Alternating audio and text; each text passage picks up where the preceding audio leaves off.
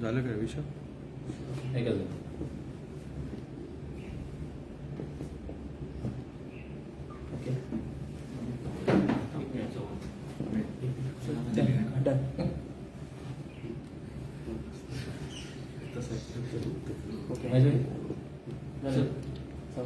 काल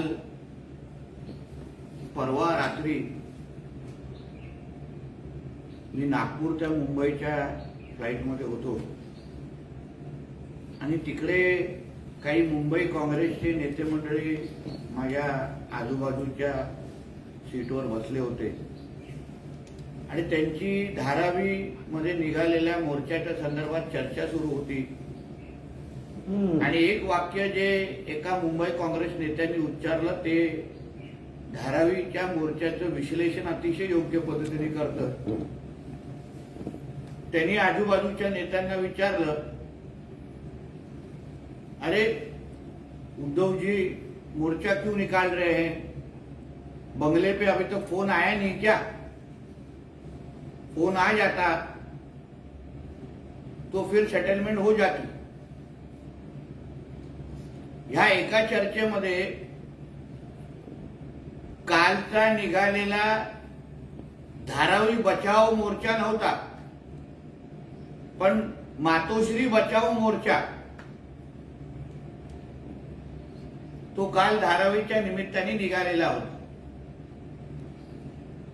पूर्ण आयुष्य ज्या उद्धव ठाकरेंनी दलालीवरच काढलं, ज्याचाही कुठेही म्हणजे त्याचं उत्पन्न कुठून आहे ते महाराष्ट्रातलं कोणच अजूनपर्यंत सांगू शकत नाही. त्याचं कुटुंब कुठून कमवतं, कुठून कर भरतं, कुठला त्यांचा अधिकृत धंदा हे कोणच सांगू शकत नाही. आणि हा उद्धव ठाकरे आणि त्याचा कामगार आणि त्याचा मुलगा हा दुसऱ्यांवर दलाली आणि बूट चाटण्याचा आरोप करतो. हा तर फार मोठा जगातला मोठा आश्चर्य आहे. स्वतःच्या घरात काँग्रेसवाल्यांचे बूटाचे जो ढीग लागलाय आणि रोज एक बूट चाटण्याचा कार्यक्रम जो मातोश्रीच्या 3ऱ्या माळ्यावर जो सुरू असतो, त्यांनी दुसऱ्यांना बूट चाटण्याचं आणि दलालीचे आरोप करू नये. तुझं महाविकास आघाडीचं सरकार असताना तू कुठून कुठून कशी कशी दलाली घ्यायचास ह्याची अगर यादी आम्ही काढली ना, तर धारावीमध्ये बनत असलेल्या चपलांनी तुला चपलेचा हार घालून तुला धारावीमध्ये तुझं ढिंड काढतील. म्हणून धारावी पुनर्वसनाच्या अगोदर तुझ्या मुलाच्या पुनर्वसनाची चिंता जी तुला लागली आहे ना, त्यामुळे काल निघालेला हा मोर्चा आहे. आणि त्या मोर्चामध्ये ज्या समाजवाद्यांचा विरोध हिंदुहृदय सम्राट बाळासाहेब ठाकरेंनी पूर्ण आपल्या कारकिर्दीमध्ये केला, मोठ्यातल्या मोठ्या मुंबईमध्ये सभा घेतल्या, त्यांच्याबरोबर संघर्ष केला, त्या समाजवाद्यांचा झेंडा या बापलेकांच्या डोक्यावर फडकताना बाळासाहेबांनी अगर बघितला असता, ह्या दोघांनाही मातोश्रीच्या बाहेर काढून टाकलं असतं, हकलवलं असतं. आज उद्धव ठाकरेची एवढी पण ताकद नाही की मुंबईमध्ये स्वतःच्या ताकदीवर मोर्चा काढून दाखवायचा. त्याला मोर्चा काढायचा असेल तर काँग्रेसची मदत लागते, मोर्चा काढायची असेल तर समाजवाद्यांची मदत लागते. आणि मोठा भारतीय जनता पक्षावर तो टीका करतो. कोरोना काळामध्ये ज्या अदानीजींचं तुम्ही टीका करतायत त्यांच्यावर, तुझाच मुलगा, तुझेच खासदार कोरोना काळामध्ये जे धान्य वाटायचे ते ह्या अदानी समूहाकडून घेऊन तुम्ही वाटायचे, कारण का त्या पॅकेटवर तुझ्या खासदाराबरोबर अदानींचं पण नाव असायचं. असा हा उद्धव ठाकरे नावाचा नमखराम काल स्टेजवर बसून मोठ्या मोठ्या बाता करत होता. आज सकाळी हा संजय राजाराम राऊत संसद झालेल्या हल्ल्यामध्ये जे काही 2-3 तरुण घुसले मोठ्या बेरोजगारीवर चिंता व्यक्त करत होता. मग तुझ्या मालकाचं सरकार असताना, महाविकास आघाडीचं सरकार असताना स्वतःच्या मुलीच्या नावाने वाईनचा कंपनी उघडतोस, स्वतःच्या मुलीच्या अकाउंटमध्ये त्या खिचडी चोरीचे पैसे टाकतोस, मग तेव्हा देशाच्या बेरोजगारांच्या बद्दल विचार केला नाही? तेव्हा विचार केलाच नाही की हे जे काही तू भ्रष्टाचार केलास, वाईनची कंपनी उघडली आणि त्याच्यामध्ये धंदे करायला तुम्ही लोक लागलात, तेव्हा मग दुसऱ्याच्या देशाच्या बेरोजगारांबद्दल विचार केला नाहीस? मराठी मुलांबद्दल विचार केला नाहीस? तुझ्या मालिक मुख्यमंत्री झाला आणि मंत्री कोणी केला? त्याच्याच मुलाला. कॉन्ट्रॅक्ट कोणाला दिले? त्याच्या मेवण्याला. मग तेव्हा बेरोजगारीबद्दल विचार केला नाही? आणि एक प्रश्न ह्या संजय राजाराम राऊतनी देशाला आणि राज्याला सांगितलं पाहिजे, ज्या काँग्रेसची तू चाटुगिरी करत बसलेला आहे, मग हे जे काही 2-3 तरुण, त्याच्यामध्ये ज्याची काही मुलगी अटक झालेली आहे, जिने संसदेमध्ये तो काही हल्लाबोल केला, ते काही दोघं तिघं जे अटक झालेले आहेत, त्यांचा आणि काँग्रेस पक्षाचा काय संबंध आहे? कारण का भारत जोडो यात्रा जी राहुल गांधींची निघाली, त्या भारत जोडो यात्रेमध्ये ह्याच्यातले काही लोक त्या यात्रेमध्ये सामील होते. त्याबरोबर ती जी काही मुलगी अटक झालेली आहे नीलम नावाची, तिचं एक भाषण सोशल मीडियावर सगळीकडे फिरतंय.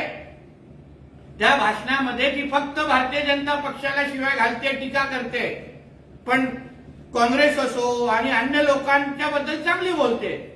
म्हणजे हे 2-3 लोक जे काही संसदेमध्ये घुसले, त्याच्या राहुल गांधी कनेक्शन आहे का? काँग्रेस कनेक्शन आहे का? ह्याबद्दल जरा संजय राजाराम राऊतनी सकाळी उठून आमच्या नाण्यामध्ये भर टाकावं. आणि शेवटचं एवढंच सांगेल, जसं काल धारावीकरांसाठी उद्धव ठाकरेंनी मोर्चा काढला, त्याच्या अन्य लोकांच्या मदतीने जरा एक मोर्चा पत्राचारच्या मराठी माणसासाठी पण काढला पाहिजे होता, खंबाटाच्या कामगारांसाठी पण काढला पाहिजे होता. पत्राचारचे जे मराठी माणसं आहेत ते आज का बेघर झाली आणि त्या मराठी माणसांचं काय, ह्याचं उत्तर पण संजय राजाराम राऊतच्या मालकांनी महाराष्ट्राला द्यावं, एवढा आग्रह या निमित्ताने धरेल. धन्यवाद. सुधाकर बडगुजर यांच्या SIT चौकशीबरोबरच गिरीश महाजन यांची चौकशी देखील झाली पाहिजे, अशी मागणी एकनाथ खडसेंनी केली आहे.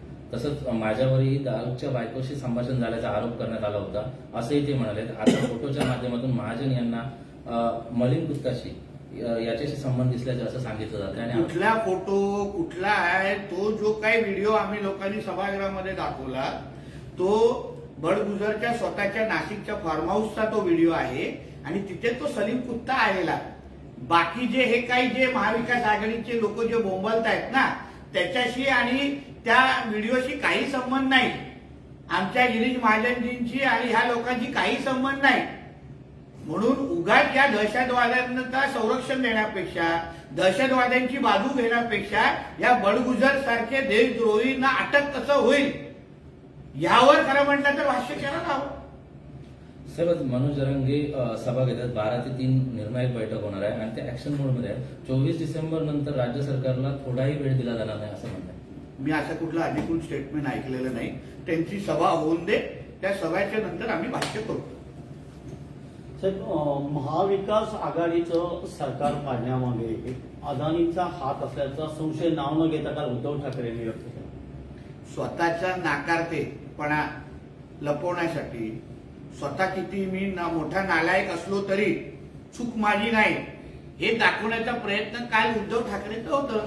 म्हणजे मुख्यमंत्री असताना जेवढा वेळ पाटणकरांना दिलं, तेवढाच वेळ अगर आपल्या आमदारांना दिलं असतं, खासदारांना दिलं असतं, शिवसैनिकांना दिलं असतं ना, तर आज यांचं सरकार पडलं नसतं.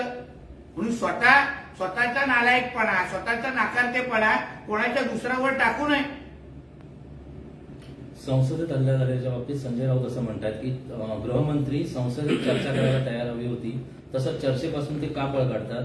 या बेरोजगारी आणि वैफल्यग्रस्त झालेल्या तरुणांकडून असे हल्ले झालेले आहेत, त्यामुळे अशा प्रकारची भ्याड कृत्य केली जातात असं त्यांनी. एक तर संजय राजाराम राऊतनी त्या तरुणांचा आणि राहुल गांधींचा काय संबंध आहे. त्याच्यातले काही तरुण ज्यांनी संसदेमध्ये हल्ला केला ते भारत जोडो यात्रामध्ये का दिसले. काँग्रेसच्या पत्रकार परिषदेमध्ये ते काय होते का. त्याचबरोबर त्या जे काही त्यांची काही तरुणांची जी भाषणं आहेत त्यांना भारतीय जनता पक्षावर टीका आणि काँग्रेसचे गुणगान असं त्या तरुणांनी का केलं. म्हणून भारतीय जनता पक्ष आणि आमच्या गृहमंत्र्यांना प्रश्न विचारल्या अगोदर जरा तुझा जो नवीन मालक आणि तुझी जी नवीन मम्मी जे 10 जनपदला बसते ना तिला जाऊन विचार की तिचा आणि काँग्रेसचा आणि ह्या 3 मुलांचा काय संबंध. त्याच्यावर उत्तर दे आणि मग आम्हाला प्रश्न विचार. आणि बेरोजगारांची एवढी तुला चिंता आहे ना तर तुझ्या महाविकास आघाडीचं सरकार असताना स्वतःच्या मुलीच्या नावाने वाईन कंपनी, स्वतःच्या मुलीकडे खिचडी चोरीच्या अकाउंटमध्ये खिचडी चोरीचे पैसे, स्वतःच्या मालकाच्या मुलांना सगळं टेंडर, मंत्रीपद, मालकाच्या मेवण्याला सगळे टेंडर, हे करण्यापेक्षा महाराष्ट्रातल्या बेरोजगारांबद्दल थोडी चिंता केली असती ना तर बेरोजगारीवर आज बोलण्याची हिंमत झाली नसती. संपूर्ण भारत आणि मुंबई महाराष्ट्रामधून रोजगार काढून एका राज्यात नेला जातो ही इस्रायलची नीती आहे. हे चूक आहे असं संजय राऊत म्हणतात. ज्या गुजराती समाजावर या टीका करतात ना तुझ्या मालकाला सांग गुजराती समाजाच्या लोकांची मदत न घेता जरा लंडनला जाऊन दाखव, घराचं मेंटेनन्स भरून दाखव, 2 वेळा खाऊन दाखव. अन्य वेळी ह्यांचे सगळे खर्च भागवण्यासाठी, लंडन जाण्यासाठी, सुट्ट्या करण्यासाठी ह्यांना गुजराती समूहाचे बिल्डर आवडतात. तिथे ह्यांचे पैसे टाकले असतात. मग धानुबे नावाचे बिल्डर कोण आहेत. धानुबे नावाचे बिल्डर आणि उद्धव ठाकरेचे काय संबंध आहेत. मग आम्हालाही उद्धव ठाकरे आणि मातोश्री आणि गुजराती कनेक्शन काय आहे यावर एक वेगळी पत्रकार परिषद घ्यायला लागेल.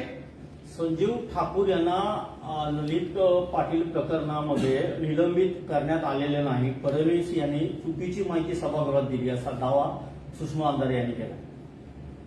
त्यांचं नाव सुषमा अंधारे ना सुषमा फर्निचरवाला आहे. कारण की त्या सगळ्या शिवसेनेकडून नुसतं फर्निचर, टेबल, खुर्ची मागतात.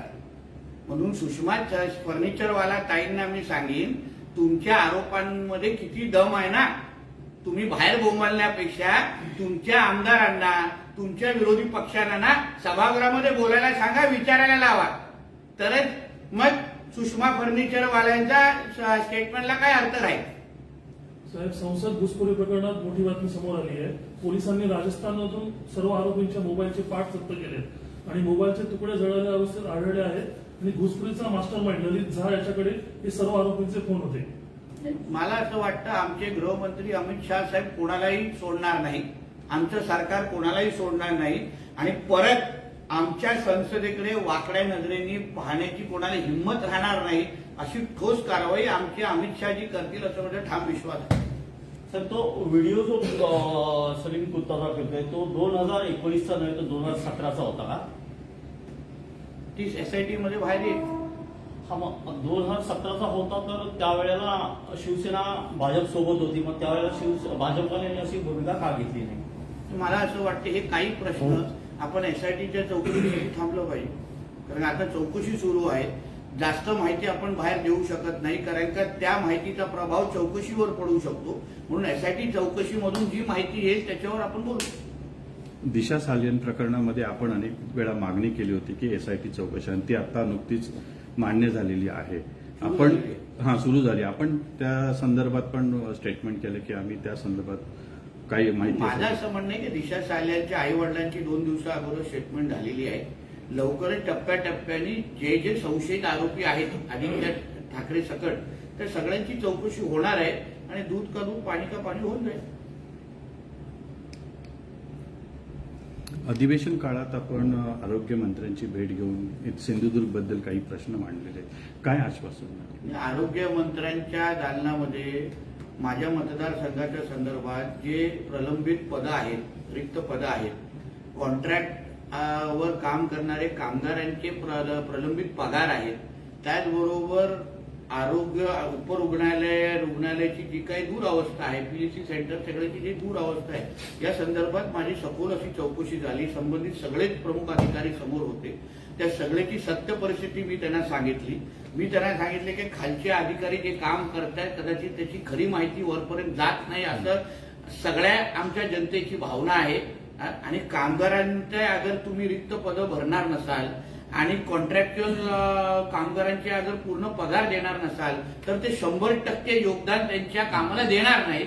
आणि ह्यामुळे त्यांनी मला आश्वस्त केलेलं आहे की जे जे माझे प्रश्न आहेत ते सोडवण्याच्या दृष्टिकोनातून येणाऱ्या 1 महिन्यामध्ये तुम्हाला आरोग्य व्यवस्था सुधारताना दिसेल असा विश्वास मला दिलेला आहे. ओके. Okay thank you. मोठे संपादक गावकरजी काय तुझं